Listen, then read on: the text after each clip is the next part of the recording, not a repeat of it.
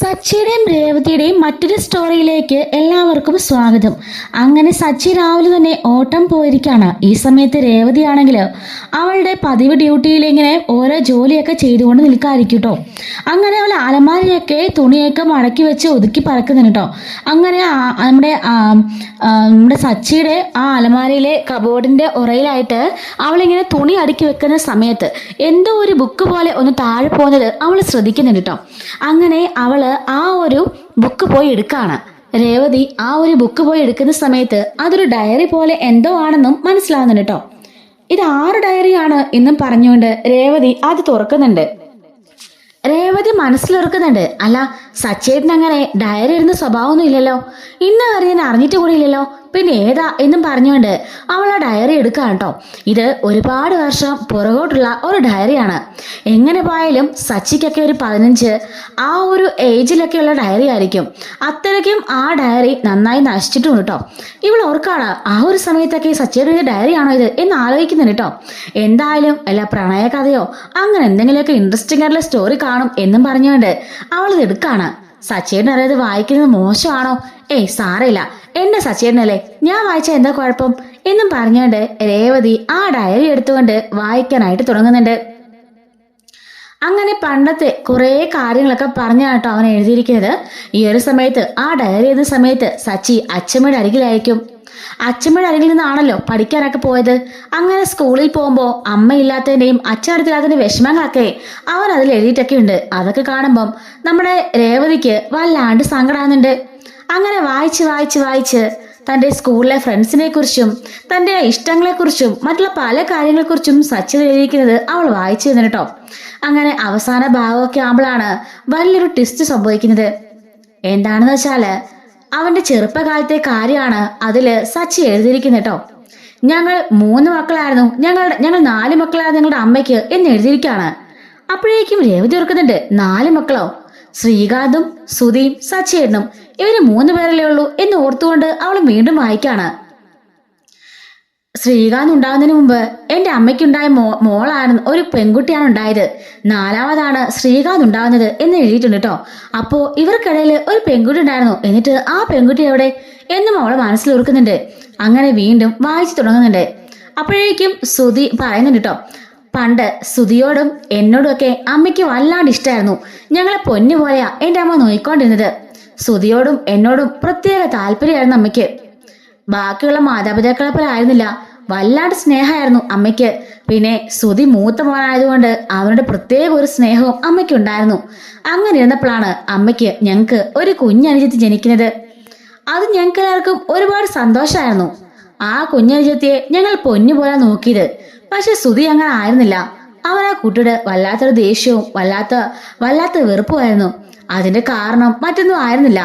അമ്മ കുഞ്ഞിനെ കൂടുതൽ നേരം എടുക്കുന്നു, അമ്മ സ്നേഹം കാണിക്കുന്നു, സുധിയോട് പണ്ടത്തെ പോലെ സ്നേഹമില്ല എന്നൊക്കെയായിരുന്നു അവന്റെ പരാതി. പക്ഷെങ്കില് എനിക്ക് അങ്ങനെ തോന്നിയില്ല. ഞങ്ങള് 3 മക്കളെയും അമ്മ ഒരുപോലെ സ്നേഹിക്കും തന്നെയാണെന്നാണ് എനിക്ക് തോന്നിയതെന്നും സച്ചി അതിൽ എഴുതിയിട്ടുണ്ടായിരുന്നു കേട്ടോ. സുധിയാണെങ്കിലോ പലതവണയായിട്ടും അമ്മയുടെ ഈ കാര്യം പറഞ്ഞ് വഴക്കുണ്ടായിരുന്നു. അന്ന് സുധി തീരെ ചെറിയ കുട്ടിയായിരുന്നു എങ്കിൽ പോലും എപ്പോഴും അമ്മയോടൊന്ന് വഴക്കുണ്ടാക്കായിരുന്നു. അമ്മയ്ക്ക് ആ കുട്ടിയെ മാത്രം മതിയല്ലോ, അമ്മ ഇപ്പൊ എന്നെ നോക്കില്ലല്ലോ എന്നൊക്കെ പറഞ്ഞ് വഴക്കുണ്ടാക്കും. കുട്ടിയുടെ പാൽക്കുപ്പിയൊക്കെ എടുത്ത് കുടിക്കാൻ ശ്രമിക്കുമ്പോൾ അമ്മ അടിക്കൊക്കെ ചെയ്യായിരുന്നു കേട്ടോ. അത് മാത്രമല്ലാതെ പല സ്ഥലങ്ങളിലും അച്ഛന്റെ കൂടെ അമ്മ ആ കുഞ്ഞിനെ മാത്രം കൊണ്ട് പോകുന്നതും പതിവായി. 2 പേരെയും വീട്ടിൽ നിർത്തിട്ട് പോവുകയും ചെയ്യാൻ കേട്ടോ. ഇതൊക്കെ തന്നെ സുധിക്ക് വല്ലാണ്ട് മാനസികമായിട്ട് ബുദ്ധിമുട്ടാവായിരുന്നു. അമ്മയുടെ പലതവണ ആ കുട്ടിയെ നോക്കല്ലെന്നും ആ കുട്ടി എടുക്കില്ലെന്നൊക്കെ പറഞ്ഞിട്ടും അമ്മ ചെയ്യാതിരിക്കില്ലല്ലോ. കാരണം പാല് കുടിച്ചുകൊണ്ടിരിക്കുന്ന കുഞ്ഞല്ലേ, ഏത് നേരം അമ്മയുടെ കയ്യിൽ തന്നെ ആ കുഞ്ഞുണ്ടാവായിരുന്നു. 2 ആമക്കൾക്ക് ശേഷം ഒരു പെൺകുട്ടി ഉണ്ടായതുകൊണ്ട് തന്നെ എല്ലാവർക്കും ആ കുട്ടിയെ വലിയ കാര്യമായിരുന്നു. വരുന്നവരെല്ലാവരും തന്നെ സമ്മാനങ്ങളും അതുപോലെ കളിപ്പാട്ടങ്ങളും ഡ്രസ്സുകളും എല്ലാം ആ കുട്ടിക്കാണ് കൊണ്ട് കൊടുത്തിരുന്നത്. സച്ചി പിന്നെ അതൊന്നും അറിയാനോ അങ്ങനൊന്നും ചിന്തിക്കാനുള്ള ഒരു പ്രായമായിട്ടില്ലായിരുന്നല്ലോ. അതുകൊണ്ട് തന്നെ അവൻ അങ്ങനെ വലിയ പ്രശ്നമൊന്നുമില്ലായിരുന്നു. പക്ഷെ സുധി അങ്ങനെ ആയിരുന്നില്ല.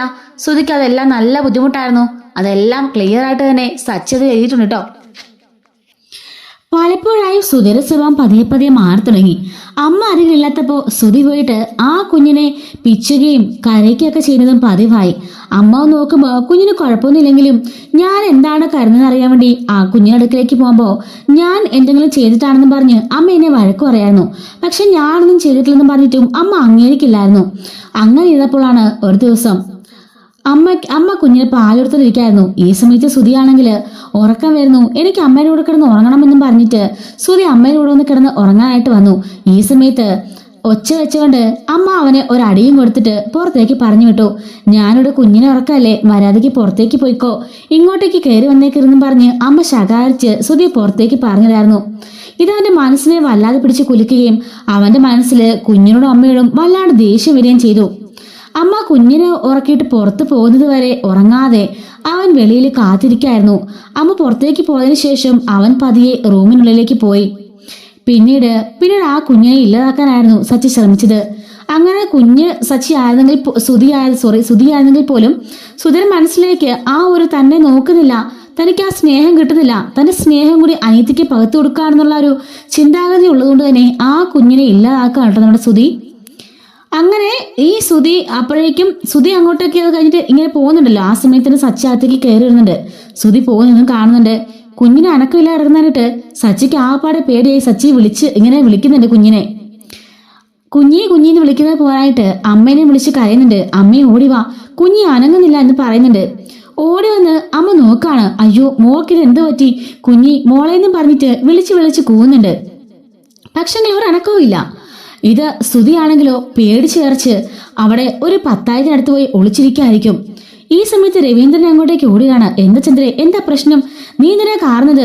ദേ മോക്ക് അനക്കമില്ല, ഞാനിപ്പോ പാലും കൊടുത്ത് ഉറക്കി കിടത്തിയിട്ട് പോയതാ, ഒരു കുഴപ്പമില്ലായിരുന്നു, ദാ ഇപ്പൊ നോക്കിക്കേ അവൾ അനങ്ങുന്നില്ല. സച്ചി പറയാണ്. ഞാൻ ഈ മുറിയിലേക്ക് ഇപ്പൊ കയറി വന്ന് നോക്കുമ്പോ അനക്കില്ല കിടക്കായിരുന്നു. ചന്ദ്ര ചോദിക്കാണ്, അല്ല നീ എന്തിനിപ്പോ ഇങ്ങോട്ടേക്ക് വന്നത്? അല്ലമ്മേ ഞാൻ വെറുതെ വന്നതാ, സത്യം പറടാ, നീ കുഞ്ഞിനെങ്കിലും ചെയ്തെന്ന് ചോദിക്കുമ്പോ ഇല്ല അമ്മേ, ഞാൻ കുഞ്ഞിനെ നോക്കാനായിട്ട് വന്നതാ.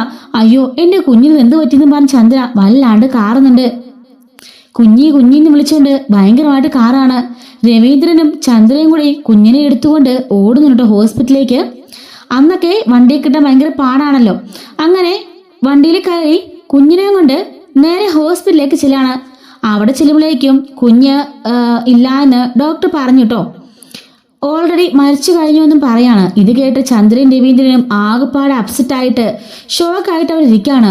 സച്ചി സമയത്ത് വീട്ടിൽ തന്നെ ഉണ്ടല്ലോ. സച്ചി പോയി നോക്കുമ്പോൾ സുധി ഇങ്ങനെ സ്ഥലത്ത് പേടിച്ച് വരച്ചിരിക്കും സച്ചി കാണുന്നുണ്ട് കേട്ടോ. സച്ചിയുടെ കുഞ്ഞു മനസ്സാണെങ്കിലും അവനത് മനസ്സിലാവുന്നുണ്ട്. ഇവനിങ്ങനെ പേടിച്ച് വരച്ചിരിക്കുന്നൊക്കെ അവൻ ഓർക്കാണ്. അതിനുശേഷം ഈ വിവരം നാട്ടുകാരെല്ലാം പറഞ്ഞ് നാട്ടുകാരെല്ലാം തന്നെ കൂടുന്നുണ്ട് കേട്ടോ. പോലീസുകാരും വന്ന് അന്വേഷിക്കുന്നൊക്കെ ഉണ്ട്. ഇതേ സമയത്ത് സച്ചി പോയിട്ട് അച്ഛനോട് പറയുന്നുണ്ട്, ഞാന് കുഞ്ഞിന്റെ അടുത്തേക്ക് വന്നപ്പോ അവിടുന്ന് സുധിയേട്ടൻ ഇറങ്ങിപ്പോകുന്നത് കണ്ടു. സുധിയേട്ടൻ അവിടെ പോയി ഒളിച്ചിരിക്കുകയാണെന്നും പറഞ്ഞ് അച്ഛനെ വിളിച്ചുകൊണ്ട് പോയി സച്ചി കാണിക്കുന്നുണ്ട്. നോക്കുമ്പം സുധി 10,000-ത്തിനുള്ളില് ഒളിച്ച് വിറച്ചുകൊണ്ടിരിക്കുകയാണ്. അച്ഛമ്മ ചോദിക്കാണ്, സത്യം പറ സുധി, നീയാണോ എന്തെങ്കിലും കുഞ്ഞിനെ ചെയ്തതെന്ന് ചോദിക്കാണ്. അത് പിന്നെ അച്ഛ അമ്മ എന്നെ തല്ലി എന്നോട് ഇറങ്ങി പോകാൻ പറഞ്ഞു. അമ്മയ്ക്കിപ്പോ കുഞ്ഞോട് മാത്രമേ സ്നേഹമുള്ളൂ, എന്നോട് തുള്ളി പോലെ സ്നേഹമില്ലെന്ന് പറയുമ്പം അങ്ങനെ പറയില്ലേ മോനെ, എല്ലാവരും അമ്മയ്ക്ക് ഒരുപോലെയല്ലേ ഉള്ളൂ. പിന്നെ അവള് കുഞ്ഞായതുകൊണ്ടല്ലേ അവളുടെ സ്നേഹം കൂടുതൽ കാണിച്ചേ. എങ്കിലും നീ ചെയ്തത് അവൾക്ക് ചതിയായി പോയിന്ന് പറയാണ്. അച്ഛ എനിക്ക് പേടിയാവുന്നു, അമ്മ എന്നെ കൊല്ലും എന്നൊക്കെ പറഞ്ഞ് കാലെ കെട്ടിപ്പിടിച്ച് സുധി കരയുന്നുണ്ട്. സച്ചിയാണെങ്കിലോ ഒന്നും അറിയാതെ ഇതൊക്കെ നോക്കിക്കൊണ്ട് നിൽക്കാണ്. അപ്പൊ രവീന്ദ്രൻ പറയാണ്, സച്ചി മോനെ, ഇവിടെ നടന്ന സംഭവങ്ങളൊന്നും നീ ആരോടും പറയരുത്. പോലീസുകാർ എന്തെങ്കിലും ചോദിക്കുകയാണെങ്കിൽ അത് മോനാണ് എന്ന് പറയുമോ എന്ന് ചോദിക്കാണ്.